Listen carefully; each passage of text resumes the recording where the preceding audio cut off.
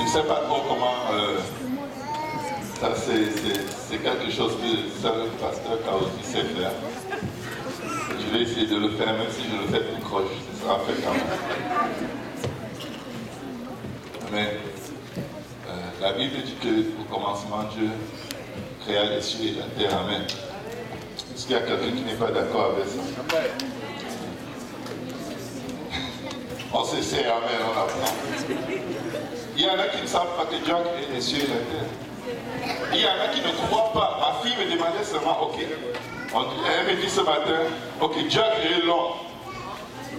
Mais comment il a créé la femme? Parce que pour l'homme, il a pris la poussière de la terre. Mais il n'a pas créé, il a fabriqué la femme ou il a créé la femme? Je l'écoutais, mais comme elle ne s'adressait pas directement à moi, j'ai commencé à méditer là-dessus sans lui répondre. Mais il y en a, il y a des excités ici. Amen. Vous savez que avant que Dieu crée les hommes, on croit que les anges avaient déjà été créés.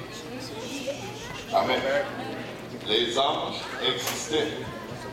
Quand il dit faisons l'homme, il ne demande pas de l'aide aux anges, mais c'est un pluriel majestueux dans lequel le Seigneur est en train de parler. Mais même si les anges étaient là, le premier homme s'appelait Adam. Amen. Mais au fur et à mesure que les hommes se sont multipliés sur la terre, les hommes ont commencé à donner toutes sortes de noms à leurs enfants, et certains ont commencé à appeler leurs filles Angèle, d'autres ont appelé leur fils Ange. J'ai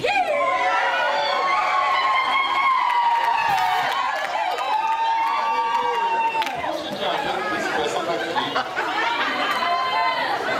Bon, il y a d'autres ont commencé à appeler leurs enfants Kylian et Dérive. Et après c'était Kelly.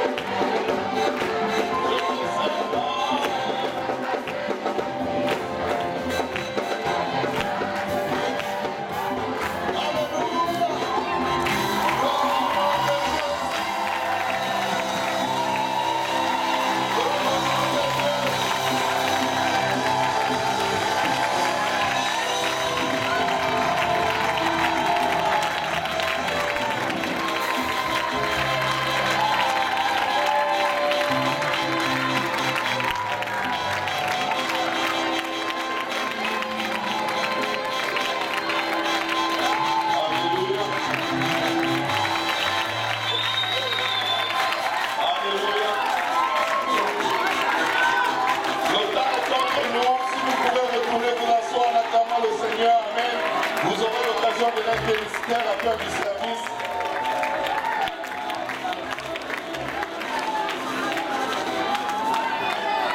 Alléluia.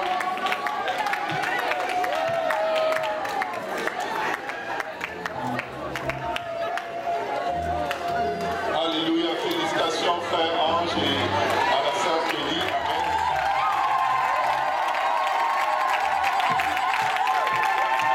Et félicitations. J'ai un petit témoignage. Je vais un peu vous parler de la famille Dion Sikali. La famille de Maman Justine et Papa Richard est arrivée il n'y a même pas, il n'y a pas 5 ans. Il n'y a pas 5 ans. Le frère Pierre a rencontré, je ne sais plus qui, et il a rencontré le frère James du service anglophone, qui lui a parlé de l'évangile. Il s'est ouvert à l'évangile. Il a obéi à l'évangile le même jour.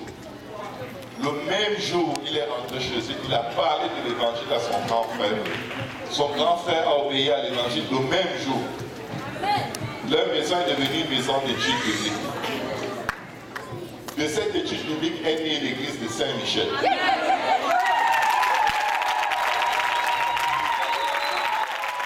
Écoutez, je vais juste dire à quelqu'un, tout est dans l'évangile. Tu te donnes à Dieu, Dieu va se donner à toi. Regardez ce qui s'est passé. C'était l'étude biblique la plus remplie en milieu familial qu'on avait sur l'île de Montréal. Il y avait tellement de gens dans leur maison que les gens restaient à la cuisine, dans les couloirs, à l'entrée des toilettes, dans tous les coins. Maman Justine et Papa Richard avaient des gens tous les mardis chez eux. Leur maison ne pouvait plus contenir ce que Dieu était en train de faire. Avec la très très bonne direction de notre très très merveilleux pasteur.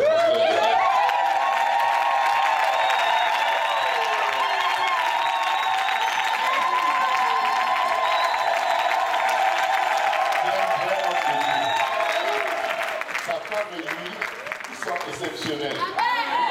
Maman Nancy a énormément sacrifié. Mais je vais juste vous dire une chose. Donc la bénédiction est entrée dans la maison de Corneille d'une façon fulgurante. La bénédiction est entrée dans leur maison. Mais ils avaient juste à cœur l'évangile. Et le frère Pierre, je crois que c'est l'un de nos meilleurs évangélistes que nous avons dans cette maison.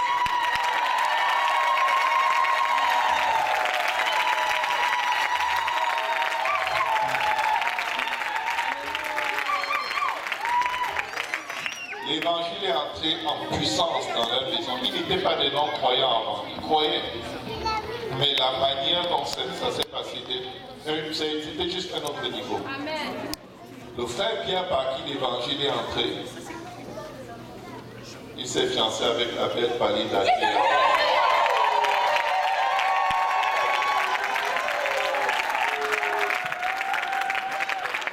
C'est bien arrivé le premier service dans la maison de ses parents. Amen. Ensuite, son frère Rémi, qui s'est fait baptiser le même jour en deuxième position, lui aussi il est fiancé, il va se marier le mois. Ce mois-ci, le mois prochain, en novembre quelque part.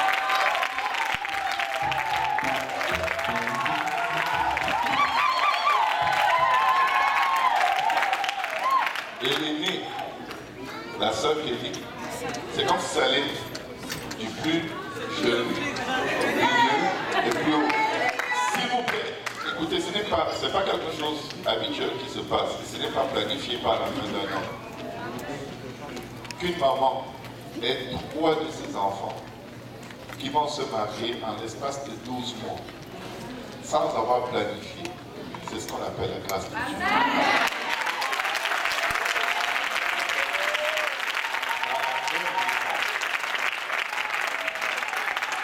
Je vais dire quelque chose à quelqu'un aujourd'hui.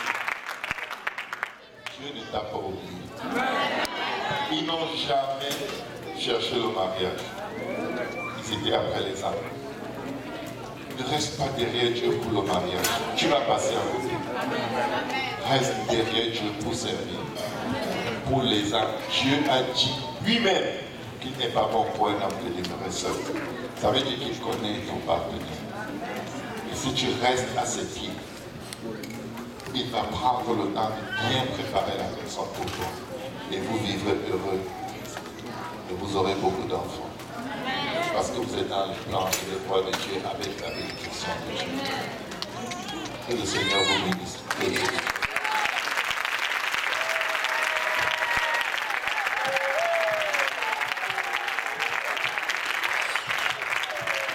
Merci maman Justine. Merci papa Richard. Vous avez été exceptionnel dans le dimanche avec nous.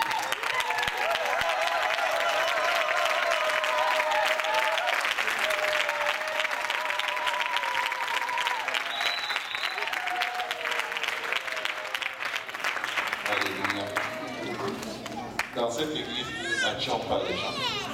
Au contraire, quand deux personnes s'approchent pour nous dire, pasteur, j'aime telle soeur, on nous dit non, va prier. On le décourage de toutes les manières possibles et imaginables, jusqu'à ce que Dieu lui-même se démontre, avant qu'on laisse aller. On s'oppose, je vous promets, je peux vous dire, on s'oppose fortement, parce que les gens se précipitent dans des relations. On s'y oppose vraiment vivement parce qu'on ne veut avoir aucun mariage qui devient le mariage qui prend tout le temps du pasteur.